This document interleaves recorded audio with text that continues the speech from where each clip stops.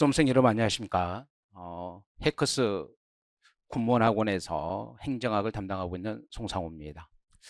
24년 군무원 9급 행정학 기출 해설인데 이제 여러분들 그 학원 홈페이지 보시면 제가 총평하고 해설지를 전부 다 올려놨거든요. 해설 강의도 들으면서 총평과 해설지도 좀 참고해 주시면 좋습니다. 총평은 작년 시험과 거의 유사해요. 작년 시험과 거의 유사하고 이제 우리가 그 공무원 시험답게 단순 암기형보다 물론 단순 암기형이 있어요.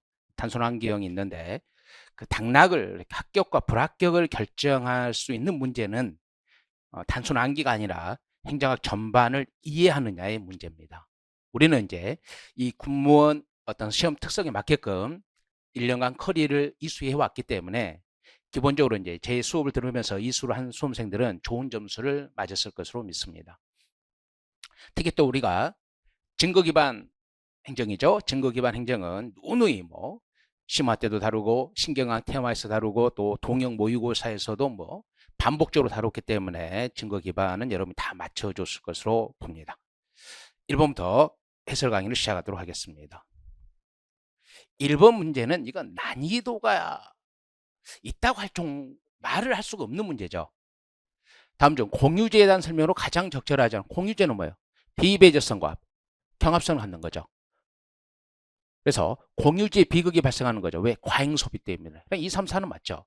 그러면 국공립도서관, 국립공원, 국방치안. 그러면 이 두 개는 누가 뭐라 해도 공공재예요. 공유제가 아니죠. 근데 이것들은 논란이 있어요. 그러니까 우리가 중학교나 고등학교 때는 이게 뭐죠? 국공립도서관인데 예를 들어서 요금을 받으면 비배제성이 아니잖아요. 근데 국공립도서관도 요금을 받는 경우가 있죠. 뭐 이런 것 때문에 이 두 개는 여러 견해가 있어요. 그러니까 앞에 수식어를 붙여줘야 되거든요. 하지만 국방과 치안은 뭐예요?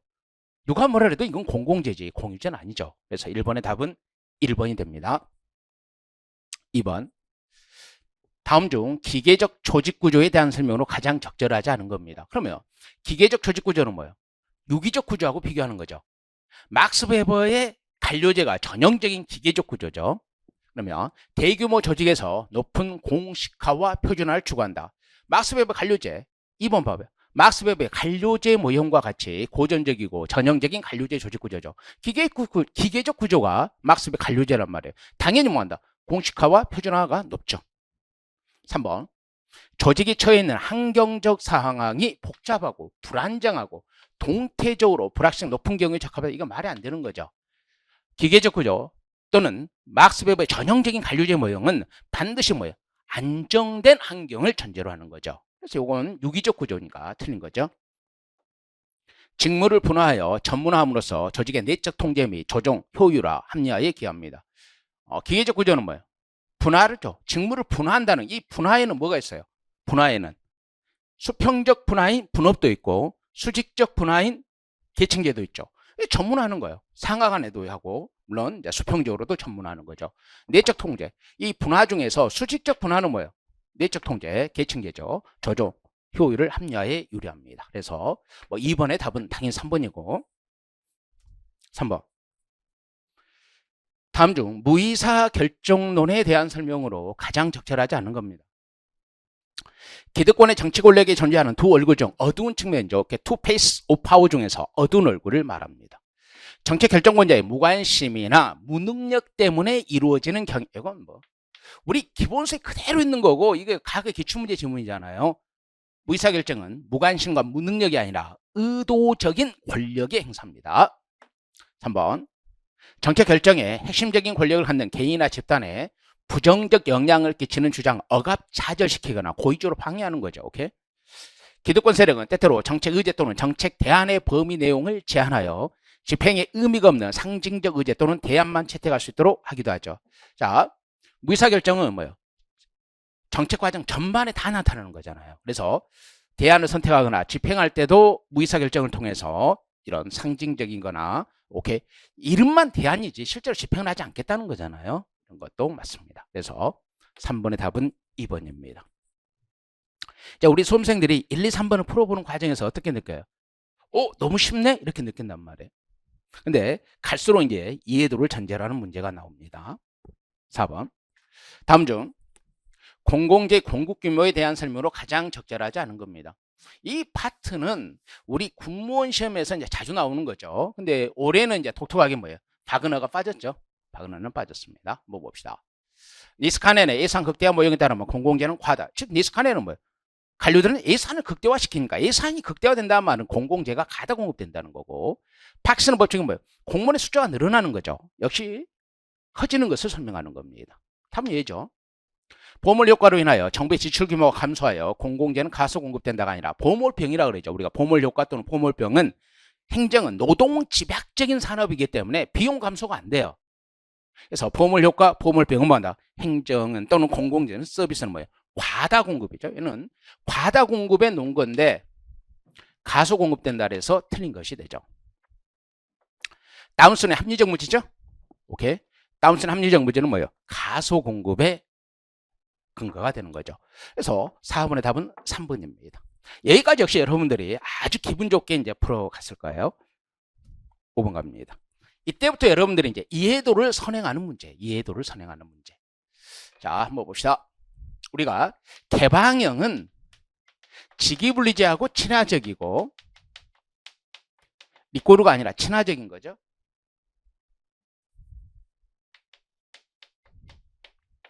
얘는 뭐예요?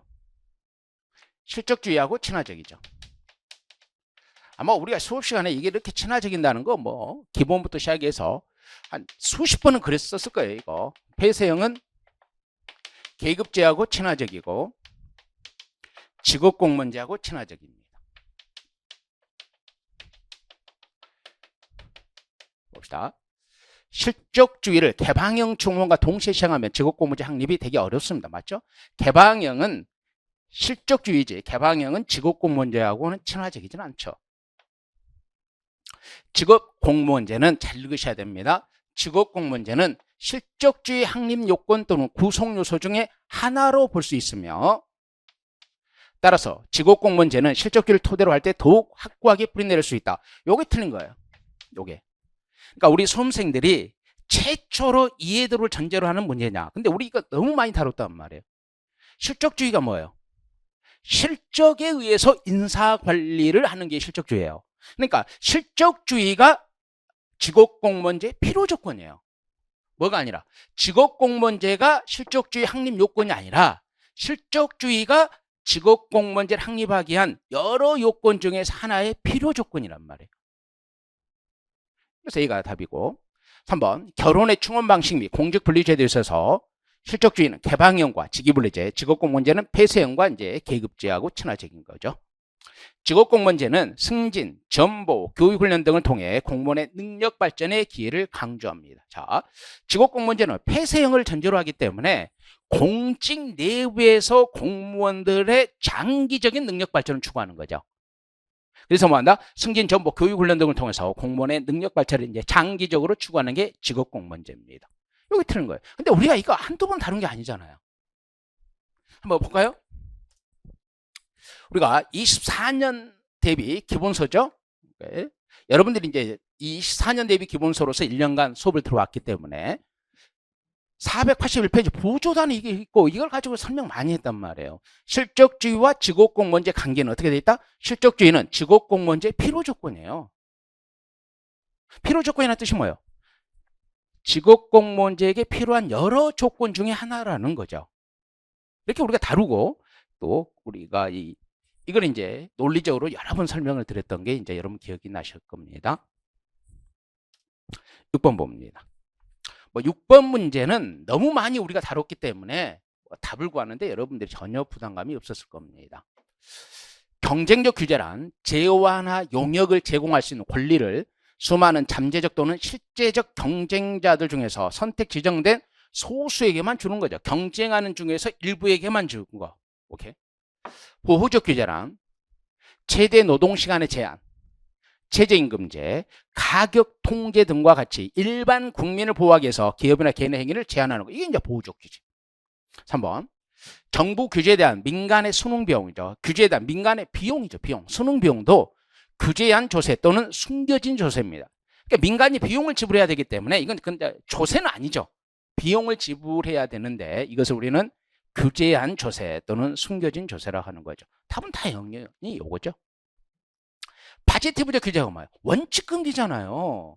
원칙적으로 허용하는 것은 네거티브 규제고 파지티브적 규제는 원칙을 금지하는 겁니다. 이건 틀렸죠. 그러니까 원칙적으로 허용하고 금지되는 행위만 외의적으로 규정하는 것은 이건 네거티브 규제죠. 그래서 6번의 답은 4번입니다. 6번도 여러분들이 문제에 아주 빠른 시간에 답을 구했을 수 있었습니다. 7번. 근데 이 문제는 틀려서는 안 되는데 여러분들 정말 틀려서는 안 되는 거죠. 다음 중 정책 네트워크 유형에 대한 설명으로 가장 적절하지 않은 겁니다. 정책 공동체는 제로섬 게임의 성격을 띠지만 정책 문제망은 상대적으로 공동의 이익을 추구하는 파지티브성 게임입니다. 이거 틀린 거잖아요. 반대로 돼 있잖아요. 그러면 정책 공동체가 있죠? 얘가 뭐예요? 파지티브성 게임을 하는 거야. 얘가 파지티브성 게임을 하는 거고, 그러면 파지티브성 게임을 뭐예요? 난제로성 게임이라고 그러죠.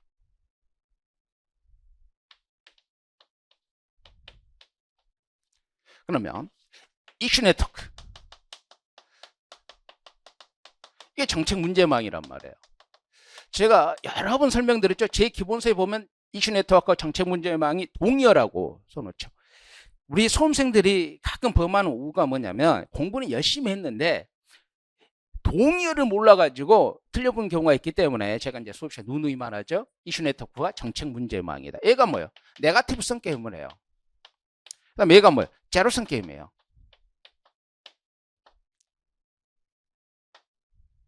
오케이, 이렇게 되는 겁니다. 그럼 봅시다. 답은 당연히 여기죠.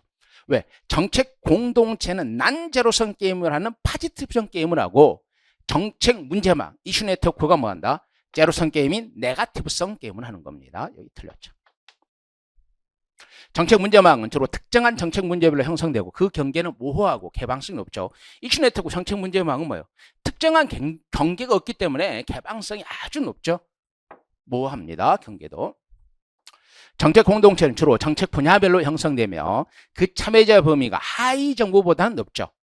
하위 정부 모형은 3자가 연합되어 있을 뿐이고, 그럼 뭐 정책 공동체, 조직 내 모든 전문가 그룹이 참여할 수 있기 때문에 정책 공동체가 참여자 범위가 높습니다. 제가 수업 시간에 또 문제 풀이하는 때 농담으로 그러죠. 3자 연합이고 여기는 조직 내 전문가니까 3자고 조직 내 조직 외 전문가. 그래서 3자가 더 크다. 그런 초등학교적 발상을 하면 안 된다고 제가 이제 문제 풀이나 수업 시간에도 이야기 드렸습니다. 조직 내 전문가 그룹이 다 참여하기 때문에 정책 공동체가 훨씬 더 범위가 높죠. 하위 정부 모형이죠. 철의 삼각 동명관계는 주로 정책 분야별로 형성되는 거죠. 오케이? 보건정책, 법률정책 이렇게 형성되고 그들 간의 상호. 그러니까 이 3자 간에는 아주 활발하게 교류하는 거죠. 가장 안정적으로 지속적인 연계망을 구축해서 이 3자간은 가장 활발한 교류를 합니다. 여기 틀렸단 말이에요.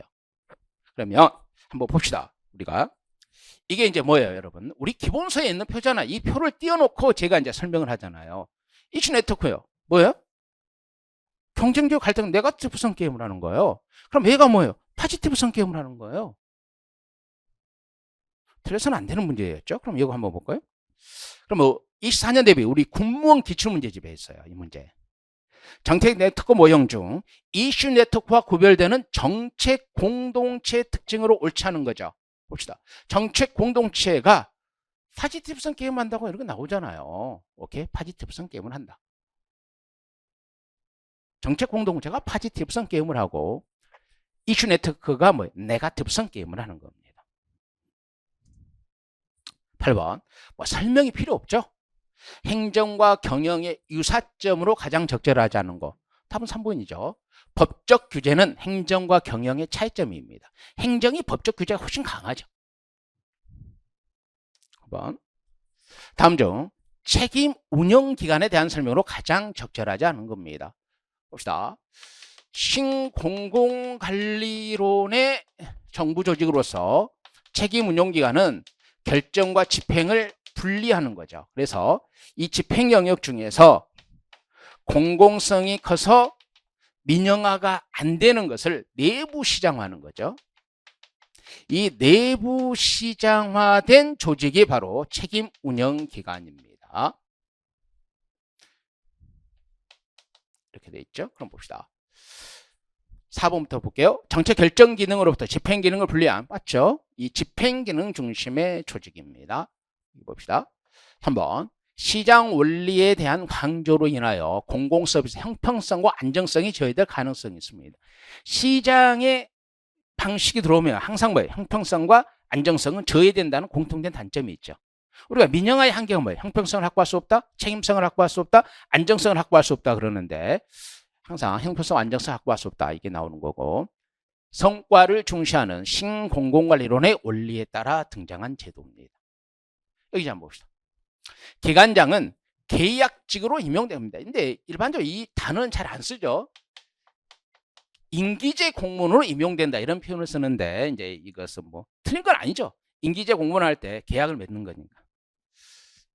소속 직원은 당연히 공무원입니다. 근데 여기 틀려서 법인이 아니죠. 국가가 법인이고 지방자치단체가 법인이에요. 그럼 책임운용기관은 기관이에요. 기관, 행정기관. 기관이지 법인이 아닙니다. 그래서 법인이다 그랬어요. 왜 틀린 거예요? 법인이다. 이거 틀리면 안 되는 거죠. 국가가 법인이에요. 행정안전부는 법인이 아니에요. 오케이. 특허청도 법인이 아니에요. 국가가 법인이고 그 국가라는 법인 안에 소속되어 있는 뭐한다? 중앙행정기관이잖아요. 중앙행정기관. 예를 들어서 많은 책임운용기관이 있는데 중앙책임운용기관이 뭐야? 특허청이잖아요. 특허청도 법인이 아니에요. 오케이. 10번.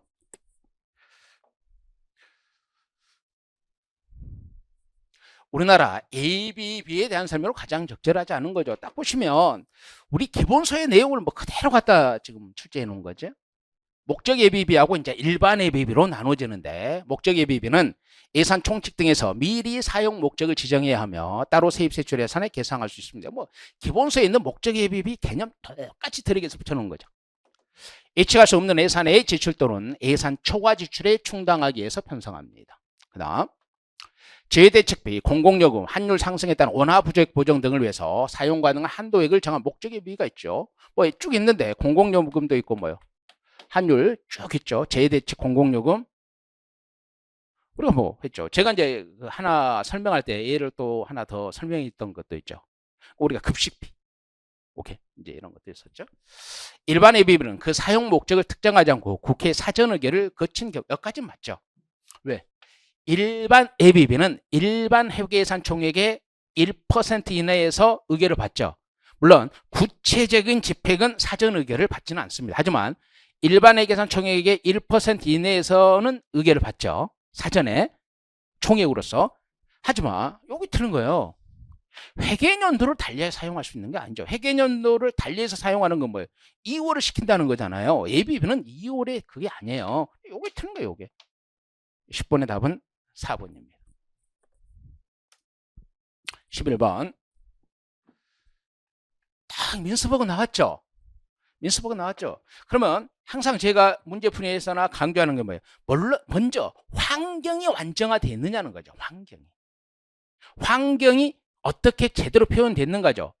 그러니까 표준화로 업무 조정을 하는 것은 전부 다 환경이 안정화되어 있어야 될 거 아니에요. 그러죠? 우리 보조단의 그림으로도 그려놓은 거예요. 그게. 자, 업무의 표준화가 어려워. 즉 뭘 물어보겠다? 전문관료제예요. 그럼 업무의 표준화가 어려워. 개인의 전문성이 있잖아요. 이건 맞아요. 업무의 표준화가 아니에요. 전문관료제는 작업 기술의 표준화지 업무의 표준화가 아니에요. 두 번째, 종합병과 같이 높은 분화와 낮은 공식화 맞죠? 환경 변화에 적응하는 속도가 빠른 편이므로 복잡하고 불안정한 한 게 아니죠. 이 전문관료제는 작업 기술의 표준화란 말이에요. 근데 이 표준화로 업무 조정을 하는 것은 전부 다 환경이 안정화되어 있어야 되는 거죠. 이게 틀린 거예요. 핵심 운영층에 해당하는 작업계층 맞죠? 그 자극계층이 바로 뭐예요? 전문가예요. 자극계층. 종합병원에서 실제 환자를 치료하는 자극계층이면 의사잖아요. 그래서 시험 요건 답이 쉽게 나와야 됩니다. 11번에 답은 3번이 됩니다. 12번.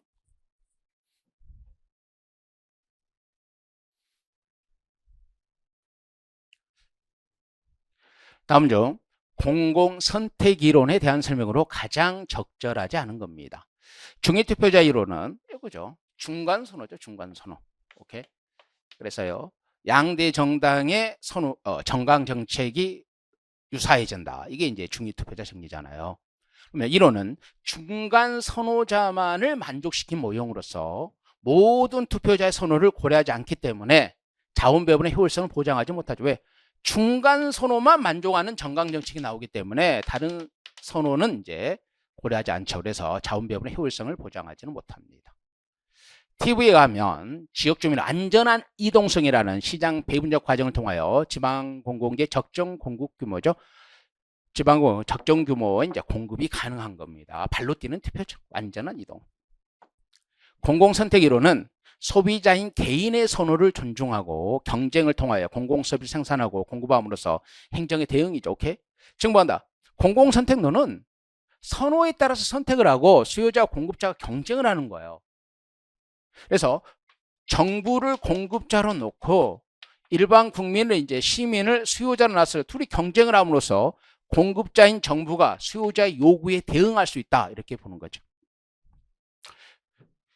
고위직 관료들의 관청 형성 전략은 소속 조직을 보다 직권화된 대규모 개서적 관료 조직으로 개편시켜야 돼. 아니잖아요. 덧내비의 관청 형성 전략은 뭐예요?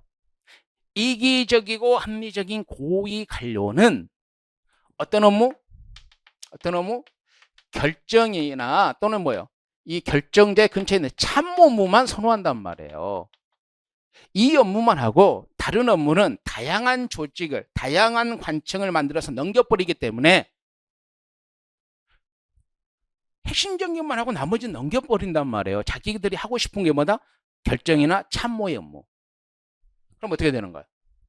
소속 조직을 보다 직권화된 대규모 개서적 관료조 조직으로 개편시키는 아니잖아요. 자기들이 선호하는 것만 하고 나머지는 넘겨버렸기 때문에 말이 안 되는 이 질문이 틀린 거예요. 이 질문이. 12번의 답은 4번입니다. 이런 문제가 뭐예요?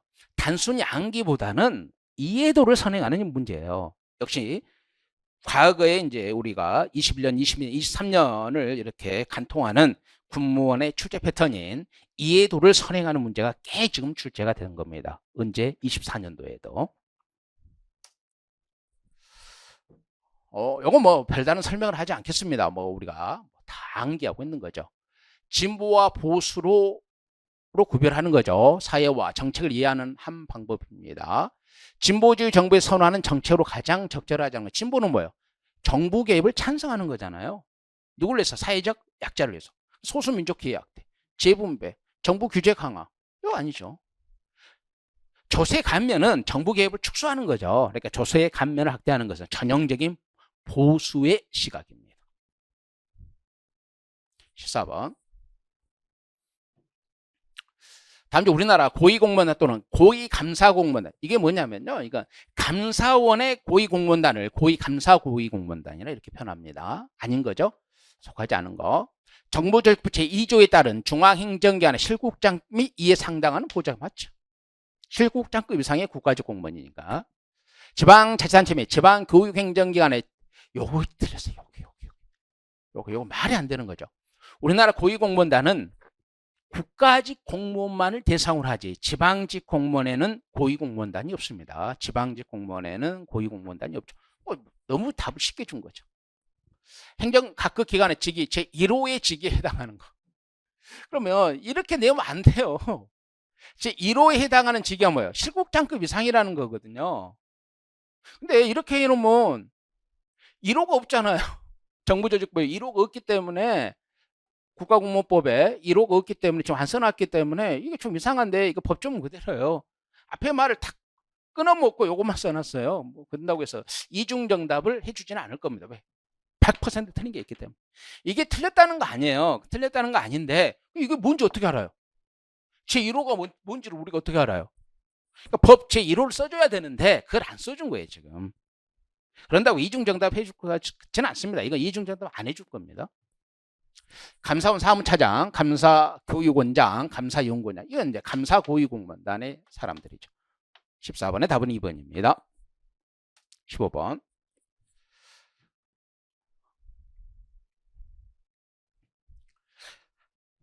다음 중 우리나라 지방자치단체 간의 연결 구조에 대한 설명으로 가장 적절하지 않은 겁니다. 하나의 자치단체가 다른 자치단체를 구역 안에 포괄하는 중층제잖아요. 광역 안에 기초가 있으니까. 그래서 광역단체와 기초단체 연결구조가 그 예입니다.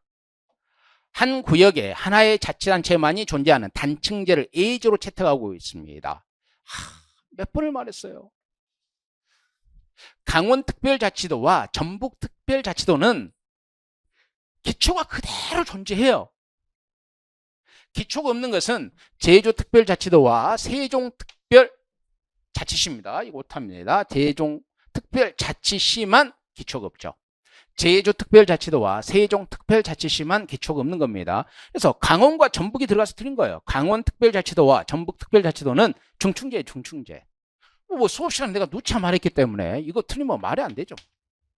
3번. 자치계층이 자치권을 바탕으로 맞죠? 지방자치의 3대 요소가 뭐예요? 지역 주민 자치권이잖아요. 그래서 자치계층은 자치권을 바탕으로 계층 간 독립적 관계 구조입니다. 다 지자체는 독립된 법인이에요. 지자체는. 행정거층은 계층 간 지휘감독이죠. 명령만 복종하는 거라 할 수 있습니다. 그래서 정치계층은 뭐예요? 주민들이 직접 자치계층은 왜 정치적 민주성이냐? 자치계층에 있는 장과 의회 의원들은 전부 다 주민이 직접 뽑는 거예요. 거기에 비해서 행정계층은 뭐예요? 행정을 효율적으로 운영하는 데 초점이 두는 거죠. 답은 너무 쉽게 줬습니다. 16번. 이 문제는 여러분들이 자 우리가 재정 자립도의 한계는 누누이 강조했던 거죠. 일반에게만을 대상으로 특별히 기금을 포함하지 않는다. 규모를 고려하지 않는다. 그 다음에 지방교부세 효과를 고려하지 않는다. 그 다음 세입구조지, 세출구조를 고려하지 않는다. 그래서 지방교부세 효과를 고려하지 않는다는 비판 때문에 지방교부세를 일반 재원으로 표현하는 자주도가 나온 거죠. 그러면 이 문제도 그렇게 어려운 문제 아니에요. 다음 중 지방자치단체 재정 자립도에 대한 설명으로 가장 적절하지 않은 겁니다. 특별회계와 기금을 제하고 일반 회계 그러면 얘는 뭐예요? 총재원이 이제 일반 회계를 하는 거고 자주재원이잖아요. 특별회계와 기금을 제하고 일반 회계만을 고려하기 때문에 실제 재정 능력이 가소평가되는 거고 자체재원만을 반영하고 세출구조를 고려하지 않죠. 그래서 세입 중심이지 걷어들인 돈 중심이지 세출을 고려하지 않죠. 중앙정부의 재정지원을 의존 재원으로 처리하면서 재정지원의 형태나 성격을 제대로 파악할 수 없습니다. 오케이? 그러니까 재정 자립도는 지방교부세나 국고보조금이나 전부 다 의존 재원이에요.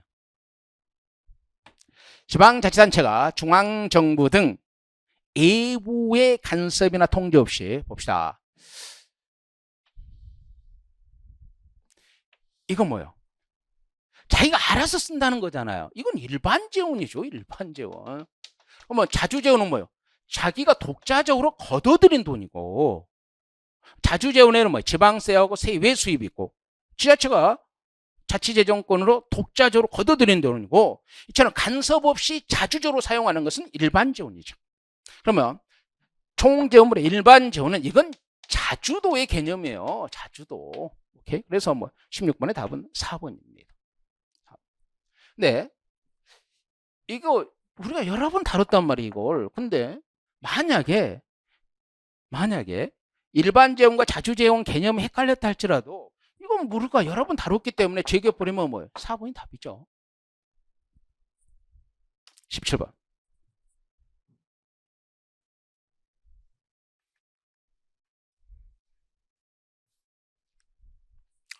네트워크 구조의 기본 원리로서 가장 적절하지 않은 겁니다. 오케이? 이게 네트워크 구조예요. 핵심 업무 이주를 합리하고 여타의 기능은 외부와의 계약 관계를 맞는 거죠. 독립성이에요. 각자 독립되어 있으니까. 자발적 연결입니다. 얘들은 왜 서로 협력해요? 공통된 목표가 있어서. 무슨 계층이에요. 근데 이거 말이 안 되잖아요. 독립적인 지도자가 있잖아요. 연계망마다 독립적인 지도자가 있습니다. 뭐 우리가 수업 시간에 뭐 계속 다 다뤘던 문제들입니다. 18번.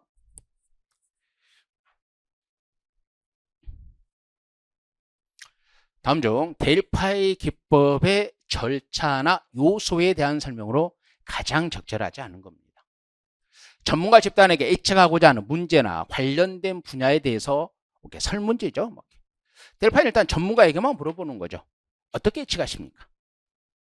설문지 응답 내용을 통계 처리한 뒤에 결과물을 다시 동일 전문가에게 발송하죠. 몇 퍼센트는 이렇게 예측했고 몇 퍼센트는 이렇게 예측했습니다. 어떻게 예측하실 겁니까? 이렇게 다시 물어보는 거죠. 다음 문제의 이슈에 대해 전문가를 선정하는, 전문가에게 물어봐야 전문가를 선정하는 건데 이건 시나리오 분석이잖아요. 오케이? 시나리오 분석. 자, 시나리오 분석 뭐 수업 시간에 예를 들어가면서 이러면 이럴 것이다, 이러면 이럴 것이다. 한번 설명도 드린 것도 있고, 이런 시나리오 분석이 이제 예견에 속한다는 것도 이제 몇 번 다뤘죠. 19번.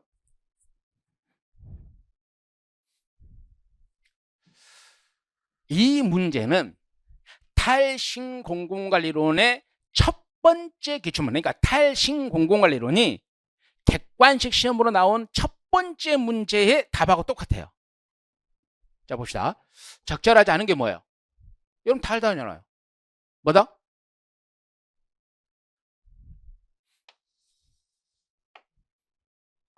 요거잖아요. 대체가 아니라 조종이단 말이에요. 대체가 아니라 조종. 조종이 아니라 대체가 아니라, 봐봐요. 조종이 아니라 대체하는 것이 아니라, 대체하는 게 아니라 조종이에요.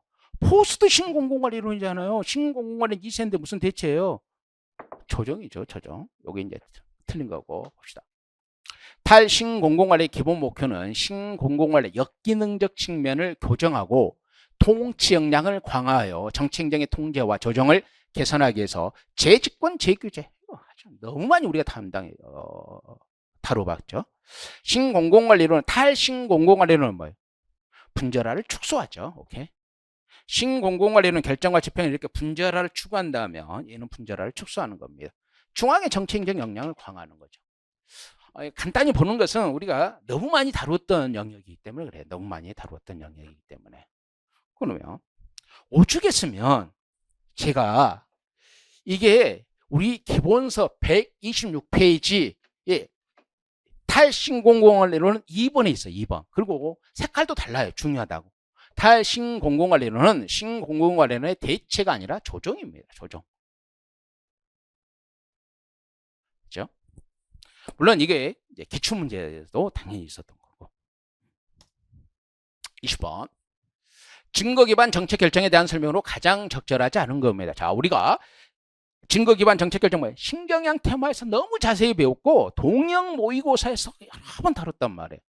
그러니까 제 수업을 들었던 수험생들이 증거 기반 정책 결정을 틀렸다, 이건 말이 안 되는 거예요. 우리가 동영에서는 뭐예요?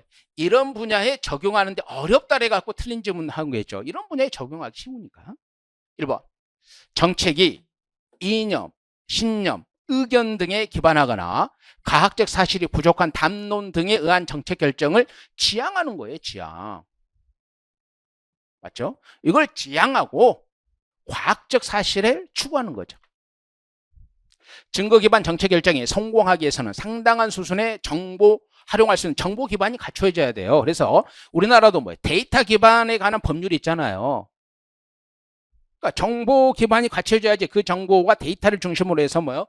증거 기반 정책 결정이 이제 이루어지는 거죠. 증거 기반 정책 결정은 보건 정책 분야, 사회복지 정책 분야, 교육 정책 분야, 형사 정책 분야 등에서 상대적으로 용이하게 적용하는 겁니다. 증거 기반 정책 결정을 주장하는 학자들은 정치적 결정 과정을 증거 기반 정책 결정으로 대체할 수 있다가 아니라 증거 기반 정책 결정은 비판을 받는 거예요. 민주주의 국가에서는 뭐예요? 정치적 결정 과정에서 정책이 결정되는 것이 너무 많기 때문에 증거 기반에 일정한 한계가 있다고 비판하는 거잖아요.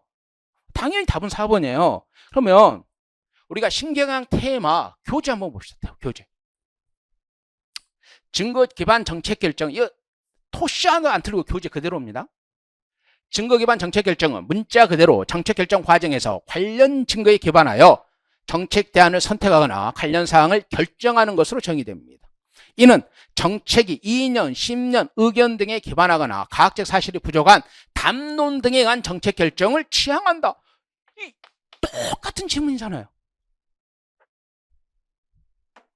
아직 학술적 합의에 이르지 않고 있으나 여기 사용되는 증거는 엄밀한 과학적 방법론을 활용한 과학적 지식을 의미한다는 견해와 과학적 지식뿐만 아니라 전문가의 견해, 정책 집행의 경험, 정치적 측면 암묵지, 다양한 지식이라는 뜻이에요. 정책 결정 관련 다소 넓은 범위로 견해가 이제 있죠. 다음, 이거 봐봐요. 증거 기반 정책 결정의 실체죠.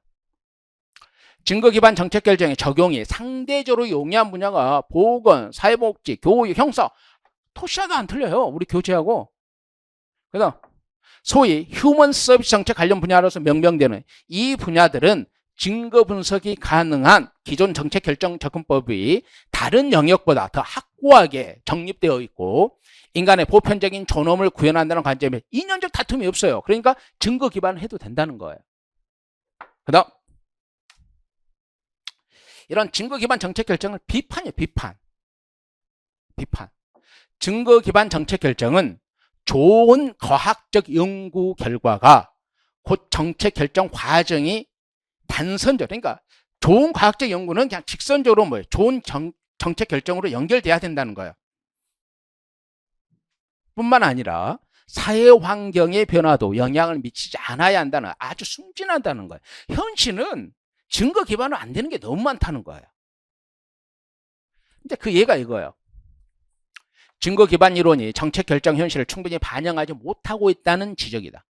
정책 결정 현장에서는 이상적이고 엄밀하나 과학적 분석에 기반하여 정책이 결정되기보다는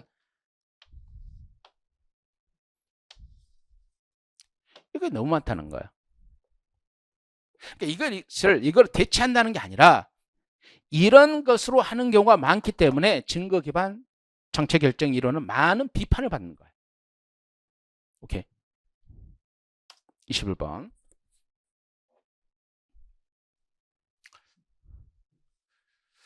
다음 중 정부 회계에 대한 설명으로 가장 적절하지 않은 겁니다.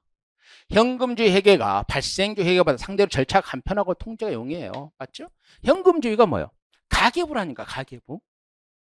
그러니까 작성하기 편하고 간편하죠? 통제가 용이해요. 왜? 현금을 통제해버리면 현금 지출을 못하니까.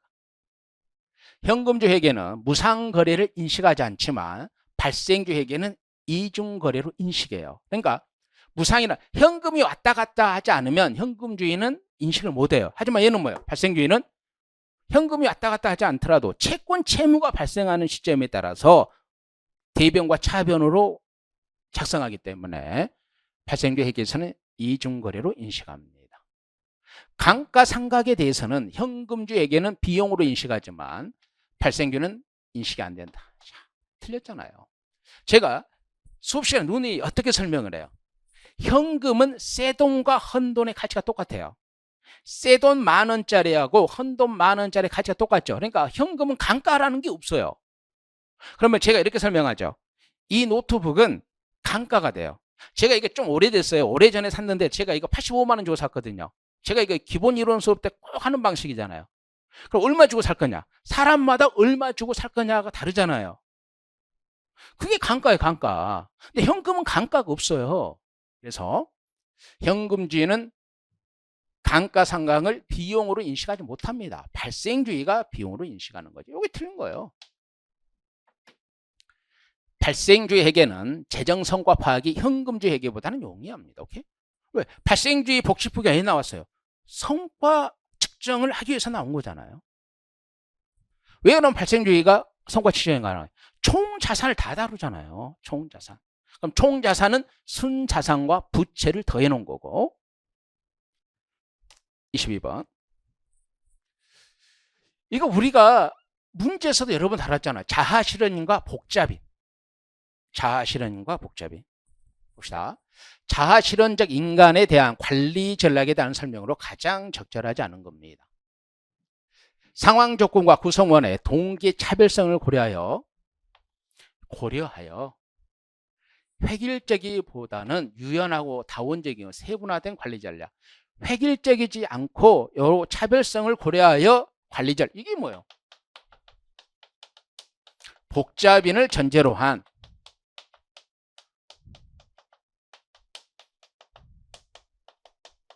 상황 적응적 관리죠. 복잡인을 전제로 한 상황 적응적 관리입니다. 2번. 구성원이 자신들의 직무의 의미를 발견하고 긍지와 자존심을 가지고 도전적인 직무, 이게 자아실현인. 관리자는 구성원을 지시하고 통제하기보다는 구성원 스스로 자기 통제와 자기 개발을 통해 문제를 해결할 수 있도록 지원하고 촉진하는 겁니다. 통합 모형의 근거에 개인과 조직의 목표를 융합해요. 그러니까 개인의 목표와 조직의 목표를 연결하는 것이 뭐예요? Y론, 자아실현인을 전제로 하는 Y론이에요. MBO가 왜 자아실현인을 전제로 하는 Y론이에요? 개인의 목표와 조직의 목표가 조화되니까. 그래서 답은 얘예요. 예, 요거 틀면 안 되죠. 그 다음 봅시다. 이게 우리 기본서에 있는 내용이에요. 자아실현 관리 전략. 쭉 있잖아요. 뭐 통합형 관리 전략도 있고.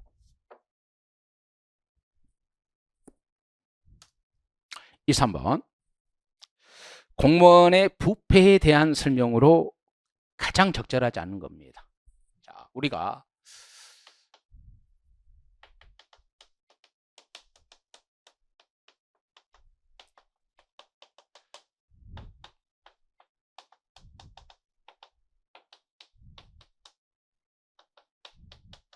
여기서 나왔잖아요. 여기에서 이 표에서 오케이? 원인이 뭐냐? 대책이 뭐냐? 뭐 해설제 다 있어요. 기본서에 있는 표 갖다 해놨죠. 윤리의식의 부재. 그럼 윤리를 강화하는 거. 법과 제도가 미비했기 때문에. 행정통제장치가 미비했기 때문에. 그러면 법과 제도를 정비하고 행정통제장치를 강화하고. 그럼 얘는 뭐예요? 아, 하나 빠졌죠? 오.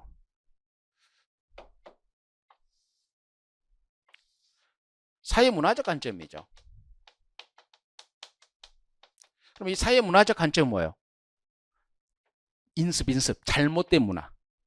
뭐 문화의 선진화. 그럼 체제적 관점은 이 세 개가 종합적으로 원인이 되고 대책도 종합적으로 나와야 되는 게 체제적 관점이에요. 그래 이 표로서 설명하죠. 수업 시간에. 여러 번 다뤘습니다. 문제도. 1번. 부패방지 및 국민권익위원회 설치와 운영에 관한 법률에서는 부패 행위를 공직자가 직무와 관련하여 그 지휘 또는 권한을 남용하거나 법령을 위반하여 자기 또는 제3자에게 이익을 도모하는 행위 등으로 규정하고 있습니다. 부패방지 및 국민권익위원회 설치 및 운영에 관한 법률에서 부패 행위를 쭉 이렇게 나열하고 있는데 그 중에 하나예요. 이게 공무원 부패에 대한 체제론적 봤죠? 이 체제론적 접근에서는 법과 제도의 결합은 이거라니까. 법과 제도의 결합은 제도적 관점이죠. 체제적 관점은 세 가지를 종합적으로 보는 거고. 그러니까 이건 너무 쉬워요. 선의의 목적으로 행해지는 부패를 이제 백색 부패라고 그러는 거고, 사회적으로 희소한 권력을 갖는, 그러니까 권력을 장악한 사람들에 의한 부패를 우리는 권력형 부패예요. 이건 당연히 지탄받아야 되는 대상이죠. 2, 4번.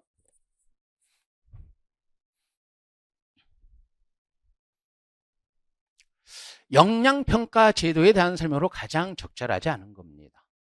우리나라 역량평가 제도는 고위공무원단의 구성과 함께 고위공무원으로서 요구되는 역량을 사전에 검증하는 거죠. 사전에 우리가 여러 번 너무 많이 다뤘죠, 이거. 역량평가는 특정 피평가제에 대한 다양한 사람으로부터 입체적이고 다면적인 평가 결과를 도출함으로써 평가의 공정성을 확보할 수 있다. 여러분 봐봐요. 입체적이란 말은 뭐예요? 상사, 동료, 부하가 다 참여해야 돼요. 입체적이다. 상사, 동료, 부와 심지어 민원인까지 해야죠. 그럼 입체적이고 다면적인 평가는 뭐예요? 다면평정이에요. 이건 다면평정. 이거 답이에요. 역량평가는 구조화된 모의 상황을 설정해 현실적 직무 상황에 근거한 행정을 관찰해 평가하는 겁니다. 기출문제 지문이자 교재도 다 있죠. 우리 기출문제에서 여러 번 다뤘고, 역량평가는 다양한 실행과제를 종합적으로 활용함으로써 개별 평가 기법의 한계를 극복하고 대상자들의 몰입을 유도하는 다양한 역량을 측정할 수 있습니다. 자, 여기까지죠. 당연히 뭐 여러분들이 근데 이걸 틀리면 안 돼요. 입체적인 이건 뭐 단면평가란 말이에요. 15번. 다음 중 정책 집행의 접근 방법에 대한 설명으로 이제 가장 적절하지 않은 거죠. 상향적 접근 방법은 목표의 명확성과 그 실현을 위한 다양한 수단의 필요성을 강조한 점에서 이건 당연히 하향이죠. 아예 너무 쉽게 일본에 답을 줘본 거예요. 목표가 변하면 돼야 한대요. 하향적 집행론은 결정자가 정해놓은 목표가 변화가 돼서는 안 돼요. 왜? 집행자에게 재량권이 없기 때문에. 그래서 하향적 집행론은 뭐다? 공식적 결정자가 정해놓은 공식적인 목표를 달성하느냐를 가지고 집행을 평가하는 거예요. 왜? 공식적인 결정자가 정해놓은 목표가 집행 과정에서 변화가 될 수 없기 때문에. 근데 얘는 뭐예요? 이걸 상향이라 했으니까 얘가 틀린 거잖아요. 답은 너무 쉽게 1번을 준 거예요. 엘모와의 통합적 접근법에 따르면 집행에 있어서 목표는 하향적으로 해요. 수단은 상향적으로 합니다. 우리 이제 기본서에 있죠. 엘모와. 하향적 접근법은 결정에 대한 집행 과정의 피동적 승. 왜? 집행 과정에서 시키면 해야 돼요. 명령하면 복종하는 형식으로 집행하는 게 하향이잖아요. 그러니까 집행 과정은 그냥 능동적으로 뭔가를 변화시키면 안 되고 피동적 수동적으로 그냥 명령에 순응하는 것으로 집행하는 거죠. 타협 모형에 따르면 정책 집행은 갈등을 야기하고 저항하는 세력과의 타협하여 협력을 얻어내는 과정입니다. 다 1번이에요. 봅시다. 우리가 이제 신경향 테마 집행론 5번에서 풀었던 문제거든요. 이게 정책 집행을 주어진 목표 달성에 의한 수단적 행위로 파악하는 거 뭐예요? 목표가 명확하게 주어졌다는 거 아니에요. 주어진 목표 달성을 위한 수단적 행위로 집행을 보는 것은 이 접근법이 뭐 이게 하향이 하향. 이게 하향적이잖아요. 그러면 이 집행론 5번의 해설이 이렇게 써졌어요. 토시안한 틀고 똑같이 이렇게 갖다 놓은 거거든요. 정책 집행을 주어진 목표의 달성을 위한 수단적 행위로 파악하는 접근법은 하향적 접근법이에요. 오케이. 이제 여기까지가 이제 9급 기출이었습니다. 자, 저는 이제 딱 시험 문제를 보고 보통 5시에 약간 못 돼서 거의 5시에 이제 국방부가 이제 공개를 했는데 이제 그거 보면서 PDF 파일 안 긁어져서 또 타이핑을 해야 됐고 그랬는데 하면서 저는 처음에는 우리 학생들 내 수업하던 학생 이거 다 맞아야 되는데 이렇게 생각을 했었어요. 근데 그건 강사 생각이죠.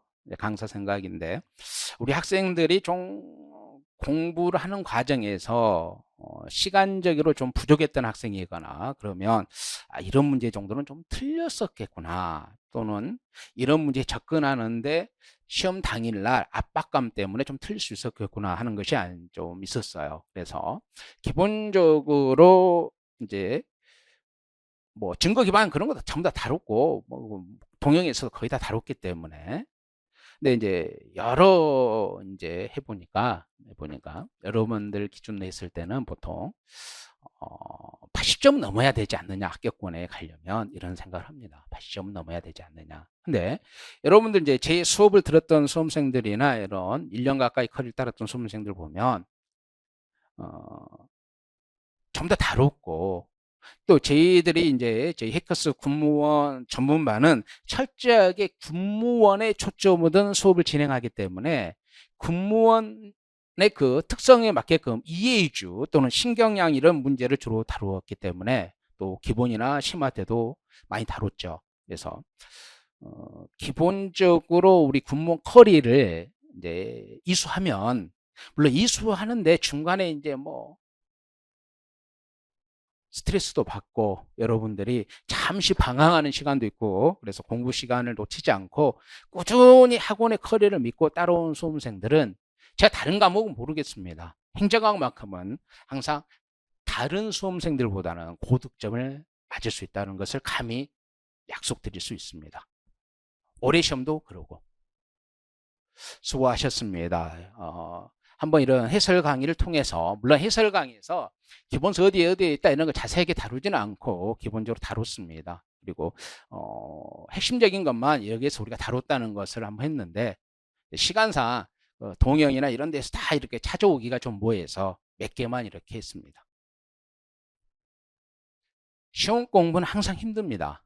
하지만 그 힘든 과정을 누군가와 같이, 동료와 같이, 또는 체계화된 학원의 프로그램에 어시스트를 받으면서 산다 그러면 남들보다는 더 좋은 결과를 빠른 시간에 얻을 수 있을 것으로 보고, 그 어시스트 해줄 수 있는 데가 해커스 공무원 학원이 아닌가, 이렇게 감히 말씀을 드립니다. 수고하셨습니다.